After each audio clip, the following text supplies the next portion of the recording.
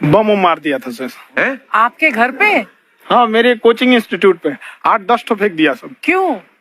Actually हम पढ़ाई जो क्लासेज है तो उसके हम बहुत कम फी लेते हैं। नॉमिनल अभी भी कोई लड़का क्लास करना चाहता है, पूरा सब्जेक्ट 200 में कर लेता है। फीस ही हो पूरे सिलेबस की 200 रुपए? हाँ,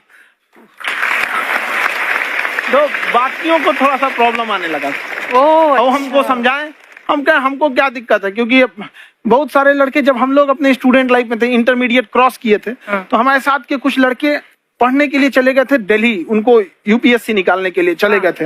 हालांकि जो गए थे उनमें किसी का नहीं हुआ। तो हम लोग ना उनको जब स्टेशन छोड़ने आए थे, बड़ा भारी मन से हम लोगों ने विदा किया कि इन लोग के गार्जियन कितने पैसे वाले हैं, इन्हें भेज दिए वहां, हम लोग के नहीं भेज सकते थे। तो ऐसे लाखों स्टूडेंट है जिनके गार्जियन नहीं भेज सकते। इनका मतलब गरीब होना कोई अपराध नहीं है, उसे कोई पढ़ाई से नहीं रोक सकता। बिल्कुल।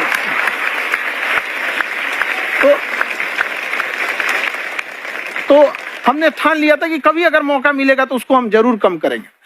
तो इस साल हमको मौका मिला, तो वो जो टफेस्ट एग्जाम है इंडिया का, यूपीएससी, उसकी 2.5 लाख की फीस को हम 7,500 में कर दिए।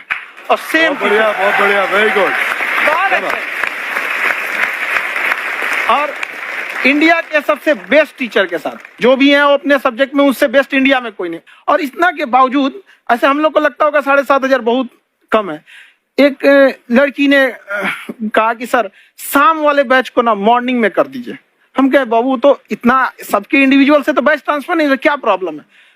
उसने कहा ना शाम में हमको दूसरे के यहाँ बर्तन मांजने जाना होता है। ओ, तो हम लोग को लगता है कि जितना ये तकलीफ इससे कई गुना जाते हैं। और कई बार तो ऐसा लगता है कि वो भी ना ले। एक लड़का बेचारा नदी से बालू निकालता था और वो बालू को भरता था, फिर नाव बालू को किनारे लेके बेचती थी, और वो बालू भरता था, उससे मेरी फीस ले आया। हमारा हाथ कांप गया, हम कैसे फीस ले लेंगे यहाँ पर। बहुत बढ़िया। उसी दिन हमने ये प्रण लिया था कि भारत का कोई भी बच्चा उसके सफलता में पैसा उसकी बाधा नहीं बनेगी, चाहे उसको जितना भी पढ़ना रहे। आपका क्या बात। और अर्चना जी, मैं इनके बारे में एक बात, खान सर आपके बारे में मैं एक बात कहना चाहता हूँ। इनका जो स्टार्टअप है ये बूटस्ट्रैप्ड है। अच्छा। मैं साधारण भाषा में बता देता हूँ, ये सेल्फ फंडेड है। इन्होंने अभी तक किसी और से पैसा नहीं लिया है। ये इन्वेस्टर के पैसे से नहीं, इन्होंने खुद इसको बिल्ड किया है। और बल्कि इतना स्ट्रॉन्ग स्टार्टअप है ये कि मैं चाहूंगा कि अगर इन्वेस्टर्स को इन्वेस्ट करना हो तो मैं इंडोर्स करता हूँ ऐसे स्टार्टअप्स को। यही सब चीजों को देखते हुए कई लोगों ने धमकी भी दिया था वहां पर। अच्छा। और उसके बाद बम चला दिए, और 7-8 बम चला दिए, और कुछ ब्लास्ट हुआ। एक बेचारा नया लड़का आया था एडमिशन लेने के लिए, उसकी स्कूटी उड़ा दिया। वो आया था, कहा कि सर हम तो पढ़ने आए थे, हमारा स्कूटी उड़ गया,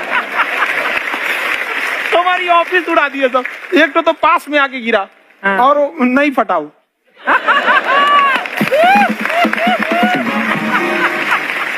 बाद में बहुत सारे लोग धमकियां दिए, लेकिन कहते हैं ना, सूरज कितना भी तेज चमक ले, समंदर नहीं सुखा सकता। वाह वाह वाह, क्या बात है।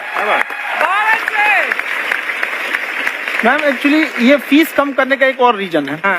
2.5 लाख 3 लाख की जो फीस में सब लोग पढ़ाई अफोर्ड नहीं कर पाते, इसलिए वो कुछ ही लोग अफोर्ड कर पाते हैं, तो उनका मेंटल लेवल तो बहुत ऊपर चला जाता है। लेकिन एक पूरे देश का मेंटल लेवल थोड़ा सा स्टेबल नहीं हो पाता। तो जब फीस कम रहेगी तो हर वो लड़का तैयारी करने के लिए आगे आएगा जिसका सपना है देश के लिए कुछ करने का। सीटें लिमिटेड हैं, उन्हें को मिलेगी, लेकिन जिन्हें नहीं मिलेगी उसे मिलेगा देश का एक जिम्मेदार नागरिक। तो इस देश को बदलना। हम लोग विश्व गुरु कहे जाते थे, क्यों? क्योंकि दुनिया से लोग हमारे यहाँ पढ़ने आए थे। चाइना से ह्वेनसांग आया, फायान आया, आज कोई नहीं आता है। हम लोग का उद्देश्य एक समय आएगा जो फिर आएंगे यहाँ पढ़ने के लिए। क्या बात है। पर आप देखो अर्चना जी, सबसे ज्यादा IPS IAS बिहार से निकलते हैं। आप देखो पढ़ाई लिखाई में पॉलिटिशियन बहुत बड़े बड़े निकले हैं। अब तो ऐसा नहीं है, नहीं है, खेती करेगा तो कोई खास वो नहीं रहे, ऑप्शन भी नहीं है। सही बात है। बिहार की मिट्टी में एक चीज है, जिद तो बहुत जबरदस्त है। कुछ भी नहीं रहेगा तो सब कुछ पाने का उसको जिद रहेगा, करके भी दिखा देगा, कर देंगे हमें आपको। कहाँ सर, हमने सुना है आप 5 स्टार में रुके थे कल और नीचे जाके वड़ा पाव खाने गए आप रेडी पे। एक्चुअली क्या है ना कि वहां जो चीजें सीखने को मिलती है ना, खाली पेट और खाली जेब इंसान को जो सिखाते हैं वो किसी यूनिवर्सिटी कॉलेज में नहीं सिखाया जाता। और गरीबी बड़ा बेशरम चीज होती है। तो कहते हैं कि मौत भी तू जल्दी आया कर गरीब के घर में, कफन का पैसा भी खर्च होता है दवाइयां खरीदते खरीदते। हाय हाय हाय, क्या बात है। और खान सर की खासियत ये है कि जिसको तो पढ़ना है, जिसको एजुकेशन चाहिए, वो तो इनका वीडियो देखते हैं, लेकिन वैसे भी कई लोग, जैसे अर्चना जी बात करी थी, कहती मैंने जब देखना शुरू किया तो मैंने बैक टू बैक इतने सारे वीडियोस देखे, क्योंकि आपका जो तरीका जो बोलने में, एक तो इनकी जो टोन है पढ़ाने में, और साथ साथ में जो ह्यूमर आता रहता है, तो उसकी वजह से और भी इंटरेस्टिंग हो जाते हैं आपके वीडियो। शुरुआत में हम लोग जब स्टूडेंट लाइफ में थे, या हम कई स्टूडेंट को भी देखते हैं, वो बेचारे जब थक जाते हैं तो आपका शो देखने लगते हैं। तो शुरू में हमको लगता था जब कि अरे यार हमारी पढ़ाई उसके लिए है, लेकिन पढ़ाई में थक जाता है, शो देख के नहीं थक जाता। तो हमने सोचा दोनों को मिक्स कर देते हैं। तो हमने उसको, और आज आपको पता नहीं हमने भी यही किया है। मिक्स करने। हमारे एजुकेशन सिस्टम में दो कमी है, एक एजुकेशन की, दूसरा सिस्टम की।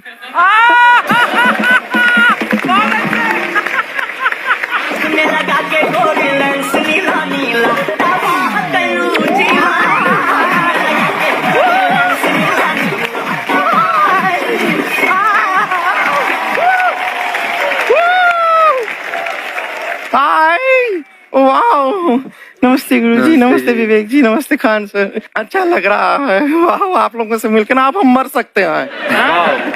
मरो फिर। ये कैसी बातें कर रही हो गुड़िया तुम? हम कह रहे हैं हम इंड पे मर सकते हैं। आप पटना से है ना? हमें भी पटना पसंद है, बस कोई पटाने वाला चाहिए।